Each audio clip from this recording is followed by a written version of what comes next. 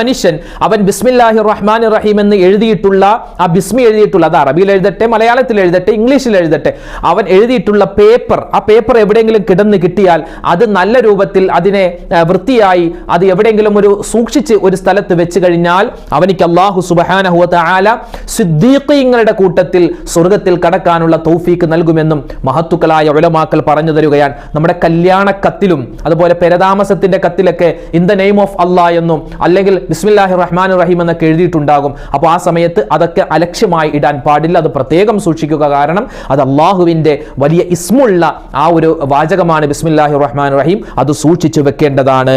പിന്നെയോ നിസ്കാരത്തിലുള്ള വസ്വാസുകൾ മാറാൻ, ശൈത്താന്റെ ശർറിനെ തൊട്ട് മാറാൻ എപ്പോഴും ബിസ്മില്ലാഹിർ റഹ്മാനിർ റഹീം എന്നത് പതിവാക്കണം. മാത്രമല്ല ഒരു പെണ്ണ്, ഒരു ഉമ്മ അവൾ പാത്രം കഴുകുന്ന സമയത്ത് അല്ലെങ്കിൽ പാചകം ചെയ്യുന്ന സമയത്ത്, മീൻ മുറിക്കുന്ന സമയത്ത്, വസ്ത്രങ്ങൾ അലക്കാൻ വാഷിംഗ് മെഷീനിൽ തുണി ഇടുന്ന സമയത്ത് ബിസ്മില്ലാഹിർ റഹ്മാനിർ റഹീം എന്ന് പറഞ്ഞാൽ അവൾക്ക് അതുകൊണ്ട് സ്വർഗ്ഗത്തിൽ കടക്കാൻ പറ്റുമെന്ന് പോലും മഹത്തുക്കളായ ഉലമാക്കൾ നമുക്ക് പറഞ്ഞു തരുകയാണ്.